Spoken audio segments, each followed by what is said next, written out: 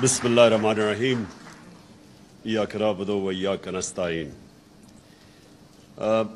मैं पहले तो शुरू करता हूँ असद, जो आपने अभी बात की कि खुर्रम दस्तगीर से जो उसके मुंह से सच निकलाया, पहले मैं ज़रा उसके ऊपर तबसरा कर दूँ। एक तो खैर मैं बड़ी देर से, बल्कि आज से 11 साल पहले मुझे याद है मैं किसी को इंटरव्यू दे रहा था, तो मैंने तब ये कहा था कि ये दोनों इकट्ठे हो जाएंगे, जब भी मुझे इक़्तिदार मिलेगा ये इकट्ठे हो जाएंगे, इसलिए कि इनके इंटरेस्ट एक ही है और इनका एक ही इंटरेस्ट है कि कैसे चोरी करना है और कैसे उस चोरी को बचाना है, बाकी सब कुछ सेकेंडरी है। तो वो तो उसने कह ही दिया अपने मुंह से कि ये जो केसेस हैं 100 जजेस आ जाने थे और केसेस थे। अदलिया आज़ाद है पाकिस्तान में, तो अगर जजेस भी आ जाने थे, यहां तो आज़ाद अदलिया है, तो किस चीज़ का आपको डर है? मैं अदलिया के अंदर खड़ा हुआ 10 महीने, इन्होंने मुझे फ्लैट्स के ऊपर, लंदन के फ्लैट के ऊपर इन्होंने मुझे एक एक चीज़ ग्रिल की। मैं तो कोई मुल्क से बाहर नहीं गया, इसी अदलिया ने मुझे इंसाफ दिया। नून लीग की गवर्नमेंट थी, तो ये किस चीज़ से डर रहे हैं? तो इसलिए इनकी सिर्फ और सिर्फ एक कोशिश होती है कि पहले चोरी करो, फिर सारी कोशिश करो उस चोरी को बचाने के लिए, और जब तक इनको खौफ हो कि एनआरओ नहीं है तो मुल्क से बाहर चले जाओ, और फिर जैसे ही एनआरओ मिले वापस आ जाओ, फिर से चोरी शुरू करो। तो वो तो खैर खुर्रम दस्तगीर ने बात कर दी। लेकिन जो दूसरी बात उसने की कि जी आर्मी चीफ इमरान खान अपना रखवाना चाहता था, वो ये कह गया ना, और आर्मी चीफ रखवा के तो उसने कहा फिर तो हमारा ये 15 साल तक रह जाएगा और ये हटाया ही नहीं जा सकेगा, क्योंकि फिर एहतसाब भी हो जाएगा हमारा। इसके अंदर भी बड़ी हमें गौर करना चाहिए कि क्या इसका मतलब यह है कि कोई और आर्मी चीफ आएगा तो इनका एहतसाब रुक जाएगा? इसका यह भी मतलब है कि क्या अपना आर्मी चीफ चाहिए ताकि वो इनकी मदद करे? यानी वो जो बात कह गया है, इसके अंदर जरा हमें गौर करना चाहिए। पहली चीज तो उसने कहा कि इमरान खान अपना आर्मी चीफ रखवाएगा। मैं आज आप सबके सामने एक चीज वाज़ेह करना चाहता हूं। मैंने किसी सूरत, किसी वक्त, अल्लाह के सामने मैं हाजिर होकर ये बात करता हूं, मैंने कभी नहीं सोचा था कि नवंबर में किसको आर्मी चीफ बनाना है। वो सिंपली ये कि ये इशू था ही नहीं। मेरे जहन में तो ये था कि जब टाइम आएगा, मेरिट के ऊपर जो सबसे बेहतर होगा उसको मैं बना दूंगा। सारी जिंदगी जो मुझे जानता है, क्रिकेट में जब से 10 साल क्रिकेट कैप्टन रहा हूं, मैंने कभी अपनी जिंदगी में मेरिट को वायलेट नहीं किया। मैंने 10 साल क्रिकेट कैप्टन है, मुझे कोई आज कह दे कि इसने कोई अपना रिश्तेदार कोई दोस्ती में कुछ खिलाया हो, मैं शौकत हानम के अंदर मैं आज चैलेंज करता हूं कि एक आदमी बताए कि शौकत हानम में मेरिट के अलावा किसी को हायर किया, मैंने किसी की सिफारिश की हो। शौकत तरीन मेरे साथ बोर्ड ऑफ गवर्नर्स में पता नहीं कितने 10 साल थे, एक आदमी बताए कि हमने मेरिट वायलेट की हो। इसलिए अल्लाह का शुक्र है कामयाब हॉस्पिटल है, इसलिए वो चल रहा है, इसलिए दुनिया की, पाकिस्तान की सबसे लीडिंग इंस्टीट्यूशन है, इंटरनेशनली रिकग्नाइज्ड है, क्योंकि वो मेरिटोक्रेसी है। उसमें नोबल यूनिवर्सिटी में एक आदमी बताया मैंने किसी को हायर किया कि गलत, आउट ऑफ मेरिट। मैंने अपनी, जब गवर्नमेंट में हो, कोई मुझे बताया कि मैंने अपने रिश्तेदार दोस्तों को हायर किया हो, अपनी उनको पोजीशंस दी हो। ये मैं इसलिए मेरिट की बात करता हूं, मुझे खौफ खुदा है। जब आप मेरिट वायलेट करते हैं, आप किसी का हक मारते हैं, अल्लाह की बरकत चली जाती है। ये मेरा ईमान है, और इसलिए मैंने कभी नहीं सोचा था कि मैं कोई अपना आर्मी चीफ लेके आऊंगा। ये क्यों नवाज शरीफ को प्रॉब्लम था आर्मी चीफ का? क्योंकि नवाज शरीफ के चोरी का पैसा उसका इतना ज्यादा था कि वो चाहता था फौज को कंट्रोल करना। उसने बाकी सारे इदारे तो कंट्रोल कर चुका था। सारे इदारे जो अब आप तमाशा देख रहे हैं, इदारों का तो कत्लेआम हो रहा है आज। FIA तबाह, नैब तबाह, जो भी इदारे हैं आज आप देख लें कि ये सिर्फ कंट्रोल कर सबके ऊपर अपने लोग बिठा दिए। तो मैंने तो ये कभी नहीं सोचा था कि मुझे जरूरत है अपनी आर्मी चीफ की। नवाज शरीफ ने हमेशा अपनी पसंद का मेरिट को वायलेट करके अपना आर्मी चीफ लेके आया, क्योंकि उसको जरूरत है। इतना ज्यादा 30 साल से, इतनी मेहनत से इतना ज्यादा पैसा चोरी किया हुआ है। अब वो पैसा पड़ा है, सारी उसकी कंसंट्रेशन है वो पैसा बचना कैसे है। یہ آپ ان ساروں کو، کیونکہ میں تو 26 سال پہلے ان کے خلاف جہاد شروع کی تھی. یاد رکھیں لوگ میرا مذاق اڑاتے تھے کہ جس کو سیاست نہیں جانتا، وہ یہ کہتے تھے کہ آپ نے اگر نواز شریف کے خلاف کھڑے ہیں تو زرداری سے تو دوستی کر لیں. میں 26 سال پہلے کہتا تھا یہ دونوں چور ہیں. ہمیشہ میں نے کہا کبھی اس چیز کے اوپر کمپرومائز نہیں کیا. میرا ہمیشہ تھا کہ ان دونوں کے انٹرسٹ ایک ہیں. جیسے ہی ان کا پیسہ تھریٹن ہوگا یہ اکٹھے ہو جائیں گے. یہ جب ایک دوسرے کو کہتے ہیں نا کہ تم چور ہو، جو کہتے تھے، 2 دفعہ ان کی گورنمنٹ کرپشن پہ گئی 90 کی دہائی میں، تو ہمیشہ یہ ایک دوسرے کے اوپر سچ بولتے تھے کہ فلانا چور ہے، لیکن یہ صرف الیکشن میں جیتنے کے لیے کہتے تھے. ان کا چوری کا کوئی ایشو نہیں تھا کیونکہ دونوں چوری کر رہے تھے. تو میں نے جب پارٹی اپنی اناؤنس کی، میں نے پہلے دن سے کہا یہ دونوں چور ہیں، اور مجھے کبھی کوئی شک نہیں تھا کہ جب بھی یہ میں پاور میں آؤں گا یہ دونوں اکٹھے ہو جائیں گے. تو ان کا تو انٹرسٹ چوری کرنا اور چوری کو بچانا، NRO لینا، ان کا تو انٹرسٹ یہ ہے. اور ان کا سارا یہ ثابت ہوا. اس لیے ان کو ہر ادارہ جو ان کی چوری کو تھریٹن کرتا ہے اس کو کنٹرول کرنا ہے. لہٰذا ڈر ان کو فوج سے ہوتا ہے. فوج سے کیوں ڈر ہوتا ہے؟ کیونکہ ISI اور ملٹری انٹیلیجنس ان کے پاس رپورٹس ہوتی ہیں ان کی چوری کی. تو یہ ان کو کنٹرول کرنا چاہتے ہیں کہ وہ اگر آؤٹ آف کنٹرول ہو جائیں تو ان کی چوری سامنے آ جائے گی. 2 دفعہ ان کی گورنمنٹس گئی 90s میں چوری کے اوپر. جو خرم دستگیر نے بات کی کہ جی اپنا یہ آرمی چیف لے کے آئے گا، عمران خان کو کوئی ضرورت نہیں اپنے آرمی چیف رکھنے کی. مجھے کوئی اپنی چوری نہیں بچانی. مجھے تو جو میرٹ کے اوپر بہترین، کیونکہ ہم چاہتے ہیں کہ ہمارا فوج کا ادارہ مضبوط ہو. مضبوط تب ہوگا جب اب میریٹوکریسی ہو. تو ہمارا تو انٹرسٹ یہ ہے. تو یہ جو ان کی اپنے ذہن میں خوف آ گیا تھا کہ جناب میں وہ جنرل فیض کو لانا چاہتا ہوں، یہ ان کے خوف تھے. ان کے اوپر خوف طاری ہوا ہے کیونکہ چوری، اتنی زیادہ چوری جب کر لیں، بلینز آف ڈالرز ان کے باہر پڑے، تو ان کو خوف ہے اس کا. اس خوف کی وجہ سے یہ پینک کر رہے تھے کہ اوہو یہ اگر وہ نومبر کے اندر اپنا آرمی چیف رکھ لیا تو یہ ملک کو تباہ ہو جائے گا، یعنی ان کی فیوچر تباہ ہو جائے گی. لیکن میں جو مین تھی میں اب اس کے اوپر آنا چاہتا ہوں. دیکھیں پہلے تو یہ سمجھ لیں کہ امریکہ جب رجیم چینج کرتا ہے تو کیا امریکہ رجیم چینج کرتا ہے دوسرے ملکوں کی بہتری کے لیے؟ اوپر سے تو وہ کہتے ہیں کہ ڈیموکریسی اور ڈیموکریسی، ہم دنیا میں ڈیموکریسی لانا چاہتے ہیں، فری ورلڈ، یہ تو سارا ریٹرک ہے. لیکن رجیم چینج جب بھی ہوتا ہے وہ لوگوں کو، ملکوں کو استعمال کرتے ہیں اپنے انٹرسٹ، اپنے فورن پالیسی کو آگے بڑھانے کے لیے. تو جو رجیم چینج ہوتا ہے، پہلے تو یہ کلیئر ہو جائے، وہ امریکہ اپنے انٹرسٹ کے لیے کرتا ہے، وہ ہمارے انٹرسٹ کے لیے نہیں کرتا. اب کیا ہمارے انٹرسٹ میں ہے کہ ہم بیسز دیں امریکہ کو؟ کیا یہ ہمارے انٹرسٹ میں ہے؟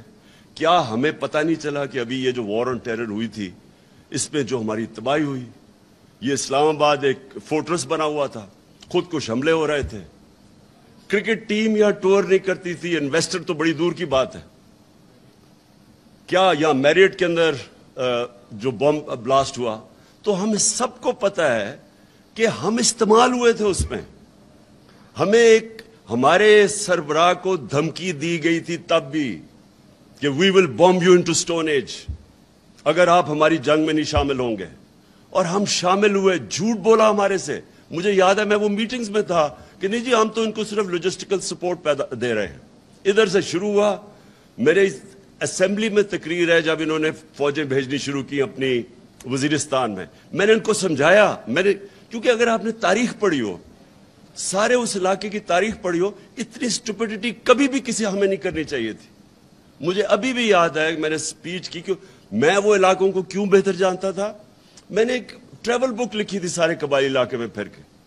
اس ٹریول بک میں جب آپ نے تاریخ پڑھی ہو تو آپ کو پتا ہونا چاہیے، آپ کو یا پتا یا نہیں، کہ جو سب سے زیادہ انگریز فوجی مرا تھا وہ وزیرستان میں مرا تھا، یہ قبائلی علاقے میں مرا تھا. 80 سال کے اندر سب سے زیادہ ان کی کیجولٹیز ادھر ہوئی تھی. اور 1947 تک وہ ان کی کیجولٹیز ہوتی رہی تھی. बाकी हिंदुस्तान में अमन था 1857 के बाद, लेकिन कबायली इलाके में कॉन्स्टेंटली कहीं ना कहीं लड़ाई हो रही थी। 1935 में आधी ब्रिटिश इंडियन आर्मी इसके बाहर थी, वजीरिस्तान के बाहर। हमें जिस तरह पूरा अमन था, हमारा एक फौजी नहीं था, एक चौकी नहीं थी पुलिस की, वहां टोटल जिधर हमें ना हमारा कोई खर्चा था ना कुछ था, वो हमारी फौज थी। हमने इतना बड़ा जुल्म किया वहां फौज भिजवा के। और मुझे अभी भी याद है 2003-4 में जब फौज भिजवाई अमेरिका के प्रेशर के ऊपर। फिर मैं जरा अब आपको एक इंसिडेंट बताऊं। लोगों को तो पता नहीं था क्या हुआ वहां। लोगों को तो वही जो पैसा चला था अभी रिजीम चेंज के ऊपर हमारे पे चला, जो मुसद्दक के ऊपर चलाया गया। जब उसको पहले तो बदनाम करते हैं ना किसी को, जब रिजीम चेंज करना हो पहले मीडिया पे पैसा चलता है, तब भी मीडिया पे पैसा चल रहा था। मुझे तालिबान खान कह रहे थे कि ये जी प्रो टेररिस्ट है, ये उसके खिलाफ है, ये दहशतगर्दों के साथ है।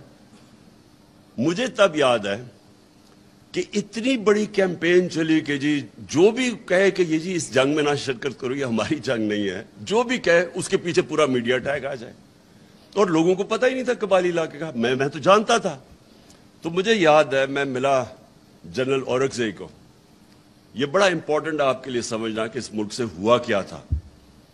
जनरल औरंगजेब उस वक्त कमांडर थे सारी जो हमारी आर्मी थी कबायली इलाके में। तो वो कहते कि हमने एक अकॉर्ड साइन किया 2006 में के करीब, एक वजीरिस्तान अकॉर्ड किया। तो कहता है अमेरिकन का एक बड़ा हाई लेवल डेलीगेशन आया हमारे साथ पूछने, हमारे से बातचीत करने के लिए। रेगुलर मुलाकात होती थी, हम उनके एलाय थे। वो और बात है कि हम उनके एलाय थे, वो हमारे ऊपर ही बमबारी कर रहे थे। तो वो जब बात कर रहे तो ये एक्सप्लेन कर रहे थे उनको कि हमने क्यों इनसे ये पीस अकॉर्ड किया है। इन्होंने बताया कि हमारी कैजुअल्टीज बहुत ज्यादा हो रही थी, हम पाकिस्तान की फौज की कैजुअल्टीज हो रही थी। तो वो एक कहता, उनका जो एक सीनियर आदमी वो चुप करके सुनता रहा। जब हमने उसको एक्सप्लेन कर दिया कि जी हमारे ये मसले थे इसलिए हमने वजीरिस्तान अकॉर्ड साइन किया है, तो वो कहता, वो सीनियर जो उनका ऑफिशियल था वो कहता, ये जरा सुने, we are paying you to fight not to have peace accords. हुक्म दिया और उन्होंने अकॉर्ड तोड़वाया, ड्रोन अटैक करके तोड़वाया अकॉर्ड। तो हम मर रहे थे यहां, हम यानी कोई पाकिस्तानी उधर भी मर रहा है इधर भी मर रहा है, हमारे ऊपर ड्रोन अटैक्स हो रहे थे। मुझे आज बताएं कि एक जगह कभी किसी ने अप्रिशिएट किया है कि जिस मुल्क ने उनके साथ वॉर ऑन टेरर के अंदर सबसे ज्यादा कुर्बानियां दी, एक जगह अप्रिसिएशन हुई है? वो इसलिए नहीं हुई कि हमने अपने आप को इस्तेमाल होने दिया। तो मैं जब ये कह रहा था कि ये बेसिस के ऊपर एब्सोल्युटली नॉट, वो इसलिए कि मेरे मुल्क का इंटरेस्ट है। हम क्यों किसी की जंग में शामिल हो?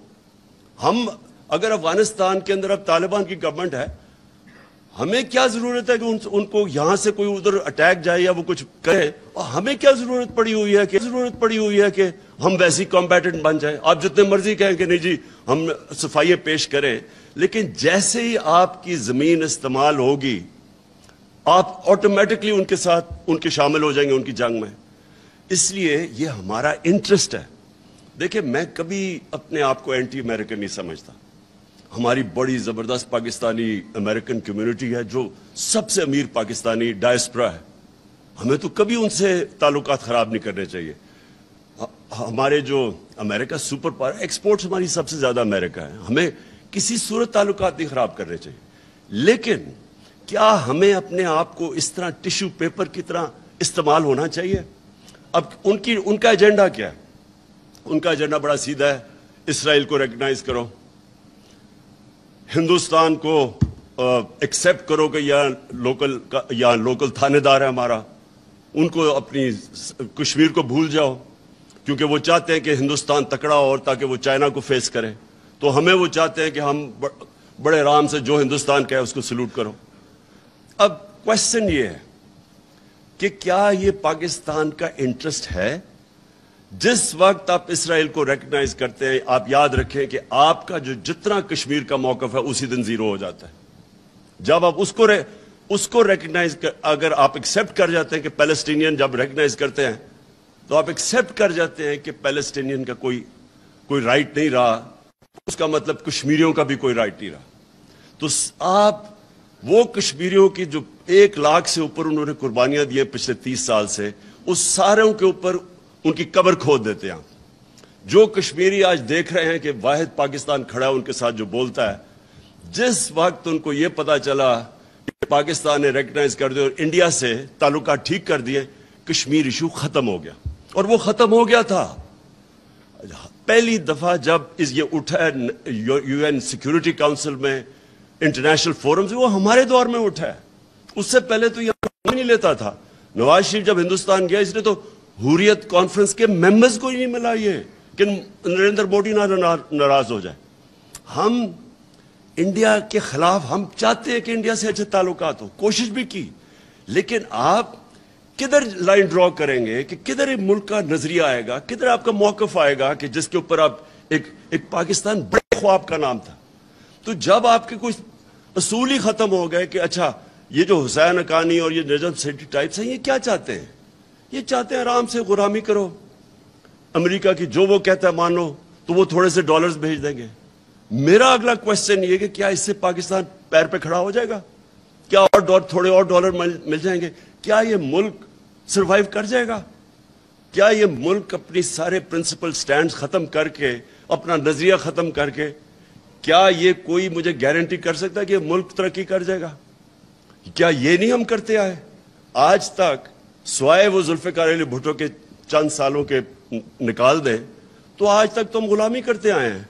जो वहां से हुक्म आता था हम मान जाते थे। अपने मुल्क के कानून तोड़ के, अपनी आइन की खिलाफ वर्जी करके हम उनको सर्विस करते रहे। यहां से वॉर ऑन टेरर में FBI यहां पाकिस्तानियों को उठा के ग्वांटानो में ले जाती थी, कोई पूछने वाला नहीं था किसी को, जो वो चाहते थे। रेमंड डेविस को उन्होंने दिन दिहाड़े, उसने 2 लोगों को कत्ल किया, एक को मारा, बीवी ने उसकी खुदकुशी की। सारे पाकिस्तानियों के सामने उसको उठा के वापस कर दिया और हमें उसने कहा कि नहीं जी इसको वहां सजा होगी। कोई उसको सजा नहीं हुई। कोई पाकिस्तान की, कोई हमारे कानून, हमारे लोगों के राइट्स, वो जो 4 लोग मरे थे, किसी को इसकी फिक्र नहीं थी। और कितने और केसेस हैं। रमजी यूसुफ का केस है, इमल कांसी का केस है। अपने कानून तोड़ के हमने अमेरिकनों की खिदमत की है। क्या हमें कोई फायदा हुआ? क्या पाकिस्तान अपने पैर पे खड़ा हुआ? क्या हमारी कोई इकोनॉमी ऊपर गई? क्या वॉर ऑन टेरर में 80,000 लोग मरवा के क्या उन्होंने कोई अप्रिशिएट किया? कोई बहुत बड़ी एड दे दी? वो $20 अरब टोटल एड दी उन्होंने, या $150 अरब का मुल्क को नुकसान हो गया। हमारी वो हाल था एक वक्त पे कि ये हेडलाइंस थी मेरे ख्याल में न्यूज वीक या टाइम्स है, the most dangerous place in the world. किसने आके इन्वेस्ट करना है मोस्ट डेंजरस प्लेस में? सारी दुनिया में हमारा नाम लगेगा सबसे बड़े दुनिया के दहशतगर्द पाकिस्तान में। तो हमें बजाय फायदा होने के नुकसान ही नुकसान होता रहा। तो इसलिए अगर हम ये कह रहे हैं कि हम अब आपकी जंग में शामिल नहीं होंगे, हम अमन में आपके साथ होंगे, तो ये एंटी अमेरिकनिज्म नहीं है, ये अपने लोगों के इंटरेस्ट प्रोटेक्ट करने के लिए। हम जब कहते हैं हम इजराइल को तब तक रिकॉग्नाइज नहीं करेंगे जब तक वो फलस्तीनियों को उनका जो हक है वो नहीं देते। ये कायदे आजम का वादा था। ये कायदे आजम ने तब 1948 में ये कहा था कि हम कश्मीरियों के साथ खड़े होंगे। हम जब हिंदुस्तान को अगर हम एक्सेप्ट कर जाते हैं कि वो जो कर रहे हैं कश्मीरियों से वो ठीक है, तो आप याद रखेंगे जो बेसिक फिलॉसफी है पाकिस्तान की, ये मुल्क एक बड़ा ख्वाब था। ये जो हिंदुस्तान के मुसलमानों ने पाकिस्तान के लिए वोट दिया था, उनको पता था कि उन्होंने यहां नहीं आना। ये एक बड़ी अजीम ख्वाब का नाम था पाकिस्तान। हम वो सारा नजरिया दफन कर रहे हैं सिर्फ इसलिए कि जी अमेरिका नाराज ना हो।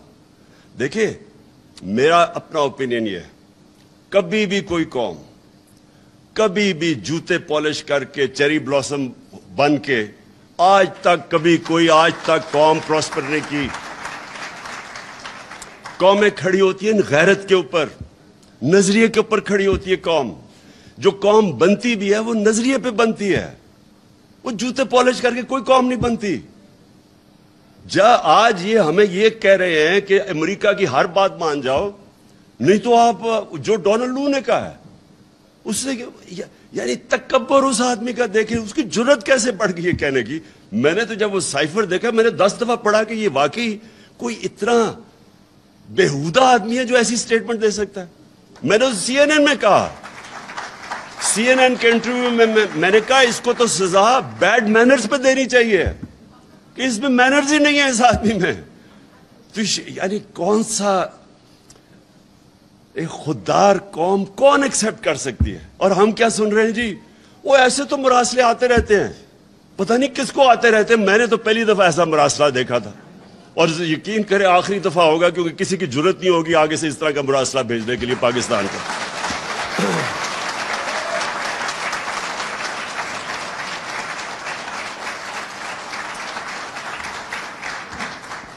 دیکھیں جی، ایک بس اب سنیں ذرا میری بات، دیکھیں یہ بڑا امپورٹنٹ ہے۔ اب ہم کھڑے کدھر ہیں؟ ہم ادھر ہیں۔ میں سمجھتا ہوں کہ یہ پاکستان کے لیے ایک وہ فیصلہ کن موڑ پہ آ گیا پاکستان، جدھر سارے لوگوں کو فیصلہ کرنا ہوگا یا انہوں نے ایک راستہ لینا ہے پاکستان کی ایک خودداری کا، اور ایک مشکل راستہ ہے پاکستان کی حقیقی آزادی کا، یا ان چور ڈاکوؤں کو جو اوپر ہم۔ اور میں دوسری چیز، یعنی میرے سب سے زیادہ مجھے توہین کدھر ہوئی ہے؟ مراسلے کی تو مجھے تکلیف ہوئی، لیکن جب میں نے یہ چور ڈاکوؤں کو دیکھا کہ ہمارے اوپر مسلط کر دیا ہے، مجھے اس سب سے زیادہ تکلیف اس پہ ہوئی کہ وہ کتنی حقارت سے ہمیں دیکھتے ہیں، کہ ان کو شرم بھی نہیں آتی کہ اس طرح کے لوگوں کو ہمارے اوپر بٹھا دیا۔ اپنے ملک کے اندر دیکھیں، میں مغربی سویلائزیشن کو سب سے بہتر جانتا ہوں۔ اپنے ملک کے اندر میں آپ کو لکھ کے دیتا ہوں کہ بیل کے اوپر کوئی ہو، ضمانت پہ کوئی ہو، اس کو کوئی نوکری لے کے دکھا دے۔ یہ ناممکن ہے کہ 60% کیبنٹ بیل کے اوپر ہو، اربوں روپے کے کرپشن کے کیسز ہوں، اور آپ ان کو ایک ملک کے اوپر بٹھا دیں۔ یعنی اس سے زیادہ ہماری توہین کیا ہوگی؟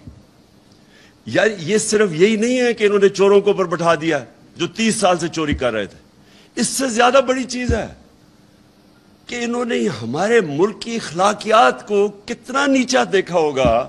یعنی وہ کیا سمجھتے ہوں گے کہ ہم کتنے گرے ہوئے لوگ ہیں کہ ہم چپ کر کے ان چوروں کو قبول کر لیں گے۔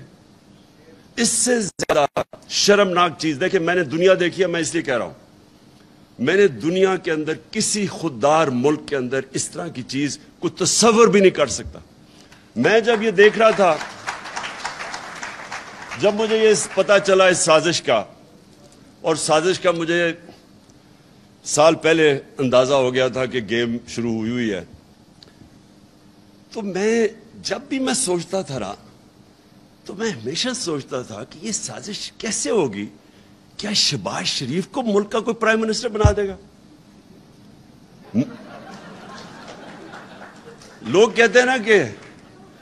کہتے ہیں کہ دیکھیں یہ عمران صاحب آپ نے کیا کچھ نہیں، جب آپ کو پتا تھا سازش ہو رہی ہے کیوں نہیں کچھ کیا؟ میں یقین کرو، میں آنیسٹلی آپ کو ایک بات آج بتا رہا ہوں، میں تصور بھی نہیں کر سکتا کہ کوئی شہباز شریف کو ملک کا پرائم منسٹر بنا دے گا۔ میں نے ایک دن میں نے نیوٹرل سے بات کی،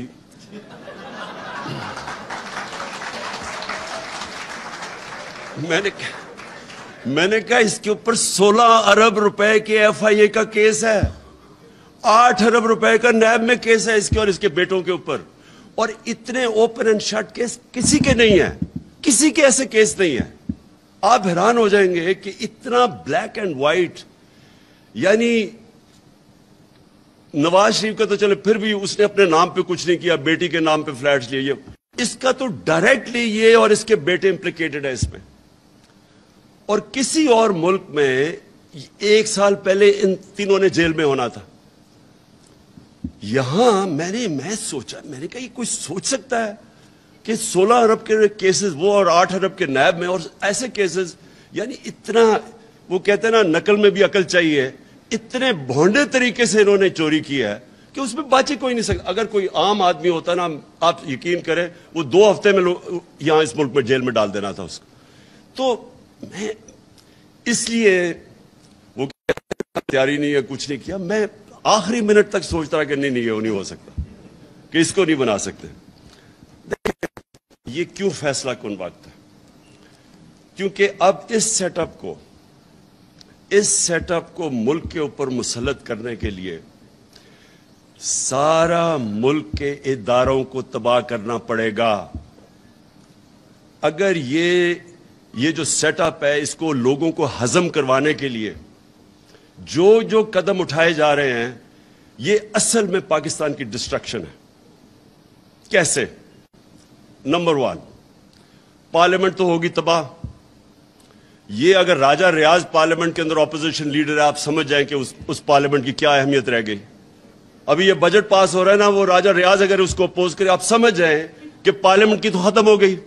ادھر جو پنجاب کے اندر مذاق ہو رہا ہے, جو پنجاب میں مذاق ہو رہا ہے, یہ جمہوریت کی توہین ہے.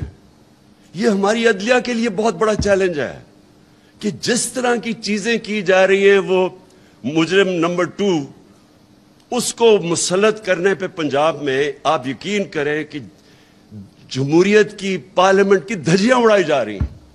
ایک وہ ایوان اقبال کے اندر پارلیمنٹ چل رہی ہے, تو دوسری چل رہی ہے پارلیمنٹ ہاؤس میں. مذاق ہو رہا ہے.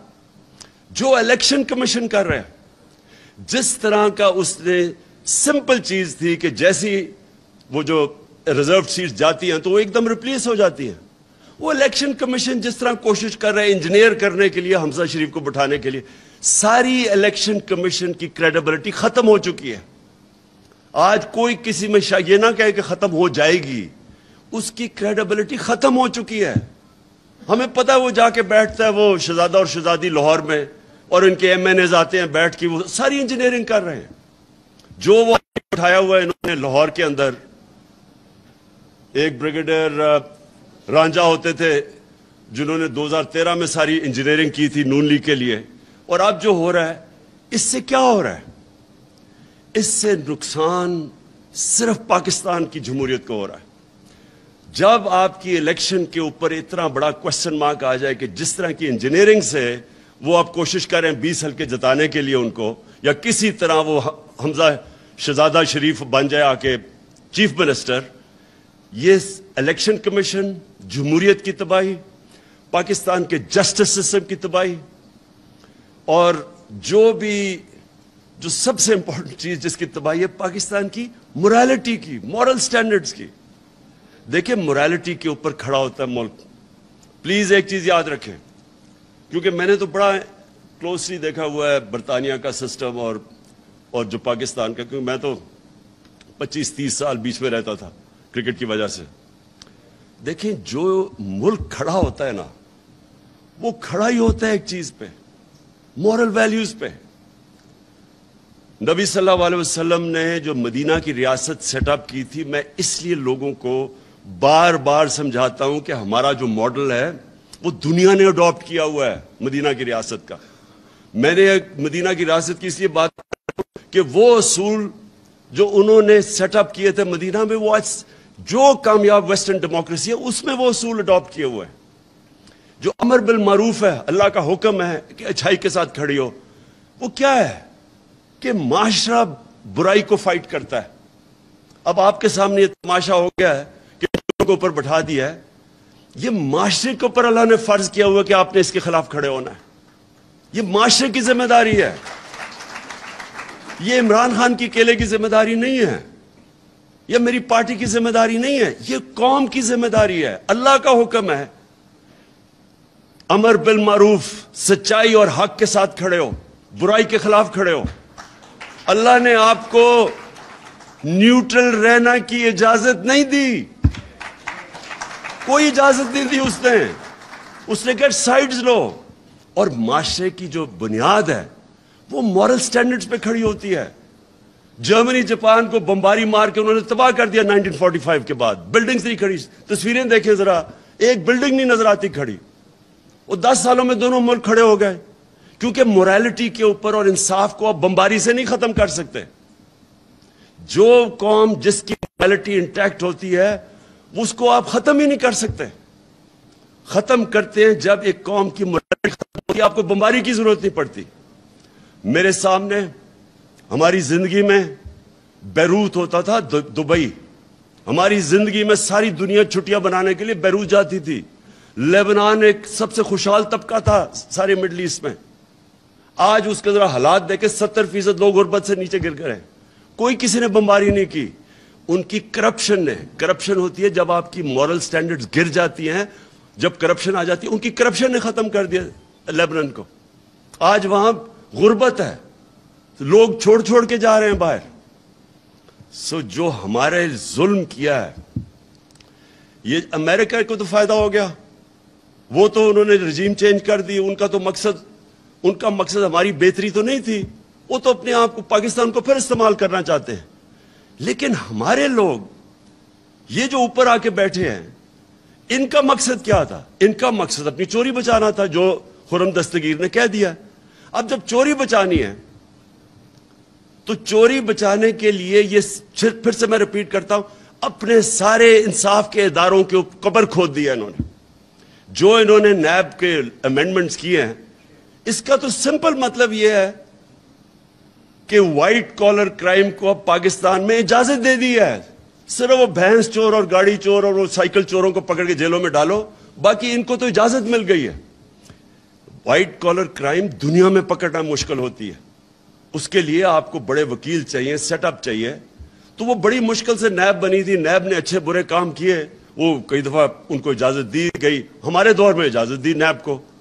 हमारे दौर में 480 अरब रुपया नैब ने रिट्रीव किया था 3.5 सालों में। उससे पहले 18 साल में 280 अरब रुपया रिट्रीव किया था, क्योंकि हमने नैब को छोड़ा हुआ था, हम कोई उसको प्रेशर नहीं कर रहे थे। अब इन्होंने आके नैब खत्म कर दिया। उस इंटीरियर सनाउल्लाह के नीचे जब नैब होएगी, आप खुद ही अंदाजा लगाएं कि वो नैब ने क्या करना है। अब वो सिर्फ विक्टिमाइज करेंगे, लोगों को तंग करेगी, इस्तेमाल करेंगे, FIA को इस्तेमाल करेंगे केसेस बनाने के लिए। तो ये इदारे तो खत्म हो गए अब। लेकिन सबसे इंपॉर्टेंट चीज ये, मैं फिर से रिपीट करता हूं, इन्होंने इस मुल्क की अखलाकियात के ऊपर जो जुल्म किया है, इन चोरों को ऊपर बैठा के, और इन चोरों को अपनी चोरी बचाने के लिए, अब NRO लेने के लिए, अब ये जो करेंगे मुल्क के साथ, मैं आपको यकीन दिलाता हूं पाकिस्तान को किसी दुश्मन, बैरूनी दुश्मन की जरूरत नहीं है। ये वो काम कर देंगे जो कोई दुश्मन नहीं कर सकता। ये अंदर से मुल्क को तबाह करेंगे।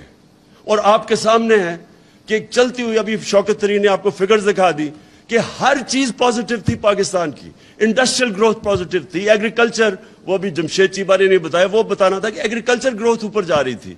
हर सर्विसेज इंडस्ट्री, IT के अंदर हमने चेंजेस लेके आए थे। पाकिस्तान की एक्सपोर्ट, जो असल चीज है जिससे मुल्क ऊपर जाता है, एक्सपोर्ट्स ऊपर जा रही थी। ओवरसीज पाकिस्तानी ने कॉन्फिडेंस था पाकिस्तान में, रेमिटेंसेस रिकॉर्ड भेज रहे थे। और वो टाइम जो कि सबसे मुश्किल टाइम था, पहले बैंकरप्ट इकोनॉमी, उसको स्टेबलाइज करना, फिर कोरोना आ गया, फिर कमोडिटी सुपर साइकिल आ गया, उस सारे में से नेविगेट करके मुल्क को निकाल रहे थे। मैंने और शौकत ने जब जाके न्यूट्रल्स को समझाया कि पॉलिटिकल इंस्टेबिलिटी मुल्क नहीं अफोर्ड कर सकता, बड़ी मुश्किलों से, क्योंकि एक इंटरनेशनल सुपर साइकिल आया हुआ है, हमारे पास फॉरेन एक्सचेंज की कमी है, हमारा रुपया, हमारा करेंसी अफेक्ट होगी पॉलिटिकल इंस्टेबिलिटी से। ये बिल्कुल इस साजिश को रोके, क्योंकि सबसे पहला इंपैक्ट पड़ना था हमारी करेंसी के ऊपर, फॉरेन एक्सचेंज पे, जैसी इंस्टेबिलिटी होनी थी। और वही हुआ, और वही नहीं हुआ जो उसके इंपैक्ट पड़े। और ये जो 3 साल से लगे हुए थे, महंगाई और नाहल है, हमें पूरी तरह पता था कि इनको ना समझ थी इकोनॉमी की, क्योंकि अगर करते तो 10 साल जो पहले इन्होंने किया था, हमें तो पता था क्या करना है। इनकी कोई तैयारी नहीं थी, सिर्फ एक तैयारी थी कि NRO इन्होंने लेना था। उसके अंदर आपके सामने सारी आज इकोनॉमी नीचे जा रही है, पाकिस्तान डिस्टेबलाइज हुआ है। आम लोगों के लिए महंगाई वो हुई है इनके 2 महीने में, जो हमारे 3.5 साल में इस तरह की महंगाई नहीं हुई। हमारे ऊपर भी कमोडिटी सुपर साइकिल था, हमने भी डील करना था कोरोना के साथ। हम भी IMF प्रोग्राम में थे, तो हम तो 2.5 साल से IMF प्रोग्राम में, हमने क्यों नहीं ऐसी महंगाई की? इन्होंने आते साथ ही सारा कुछ या हमारे पे डाल रहे हैं या IMF पे डाल रहे हैं, क्योंकि इनकी सोच ही सिर्फ اپنی ذات کے اوپر تھی جو خرم کہ ہمارا تو مقصد یہ تھا کرپشن بچانا. تو میں آخر میں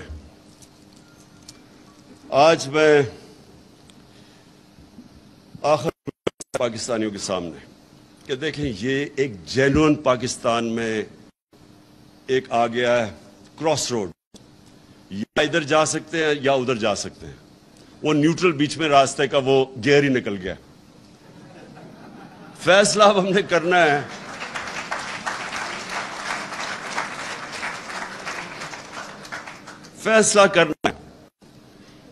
کہ اب اس ملک کو یہ جس طرف لے کے جا رہے ہیں اس سے بچانا کیسے ہے.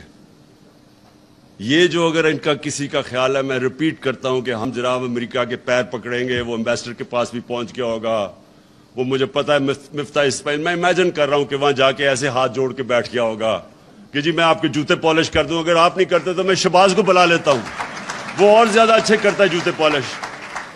اس سے کوئی فرق نہیں پڑنے لگا. امریکن مائنڈ کو سمجھے, ان کی بڑی سمپل فلسفی, دیر از نو فری لنچ. ہر چیز کی قیمت ہے, اور وہ جو قیمت ہے وہ اگر پاکستان اگر وہ قیمت ہم ادا کرنے کے لیے تیار ہیں تو سارا نظریہ پاکستان کو دفن کرنا پڑے گا. بڑا عظیم اس کا نظریہ تھا, اور اس کا نعرہ تھا کہ پاکستان کا مطلب کیا, لا الہ الا اللہ. یہ بڑا عظیم نعرہ ہے, یہ خودداری کا نعرہ ہے, غیرت کا نعرہ ہے. یہ کبھی بھی یہ ایک چھوٹے سے آدمی کو بڑا آدمی بنا دیتا ہے, لا الہ الا اللہ. ایک عام آدمی لا الہ الا اللہ کے اوپر خودداری آ جاتی ہے, اس پہ غیرت آ جاتی ہے, رسپیکٹ کرتے ہیں لوگ اس کو. یہ جو آپ جھکتے ہیں, اور مجھے شرم آتی ہے کہ جس طرح انہوں نے ہمارا دنیا میں ذلیل کیا اب تک, جا کے جس طرح پرچیاں پکڑ کے اس کے اوباما کے سامنے بیٹھے ہوں, جس طرح پتہ نہیں وہ کوئی اس کا کوئی پتہ نہیں گیا ماسٹر ہے اس کا. اور دوسری طرح وہ اچھا اوباما تو دور کی بات ہے, یہ امریکن امبیسڈر کے سامنے آپ کو دیکھنا پڑے گا کیسے گرتے ہیں. تو یہ جب برٹش امبیسڈر کو کیک کھلایا جا رہا ہے, کیک کھلایا جا رہا ہے اس کو کہ شاید وہ ہماری سفارش کر دے. یہ جو بے شرمی ہے, یہ لا الہ الا اللہ اس کو دور کرتا ہے. کوئی نہیں ہے خدا سوائے اللہ کے, کوئی کسی کے سامنے اللہ کا حکم ہے, تمہیں جھکنے کی ضرورت ہی نہیں ہے کیونکہ اللہ ہے. یہ دیکھیں, یہ اب ہم ریئلائز نہیں کرتے. میں اتنی دیر سے جب بھی میں یہ کرکٹ بھی کھیلتا تھا مجھے بڑی تکلیف ہوتی تھی. کبھی میں دیکھتا تھا جا کے ہمارے جو لیڈرز ہیں جس طرح یہ بے شرمی سے ان کے سامنے جھکے ہوئے ہوتے تھے. بالکل اس نے اسد نے صحیح بات کی. 22 کروڑ دنیا کا 5واں بڑا آبادی میں ملک ہے, نیوکلیر آرمڈ سٹیٹ ہے, ہماری ایک زبردست فوج ہے جو ہمیں پروٹیکٹ کر سکتی ہے. ہماری عوام جب موقع ملتا ہے, اوورسیز پاکستانی میں ایسا ٹیلنٹ بیٹھا ہوا ہے, ایکسل کرتے ہیں. لیکن جب لیڈر یہ شہباز شریف بن جائے اور یہ سارے چور اوپر بڑھ جائے, آپ ایک فیکٹری کے اوپر چوروں کو بٹھائے, فیکٹری آپ کی بند ہو جائے گی, ملک کیسے چل سکتا ہے؟ اس لیے قوم کو اپنے بیسکس کے پر جانا پڑے گا, ہمیں اس کو فائٹ کرنا پڑے گا. میں اس کو جہاد سمجھتا ہوں, حقیقی آزادی کی یہ جہاد ہے. اور اس کے لیے میری آج ساری قوم کو ہے کہ میں نے تو کسی صورت اس کو ایکسپٹ نہیں کرنا. میں نے تو جو بھی ہو جائے میں نے ان چوروں کا مقابلہ کرنا ہے. میرا صرف آخری ایک سوال ہے اپنے نیوٹرل سے, صرف اس پہ میں ختم کر رہا ہوں اپنی تقریر, کہ اگر گھر کے اوپر ڈاکہ پڑے تو کیا چوکیدار نیوٹرل ہو سکتا ہے؟ Thank you.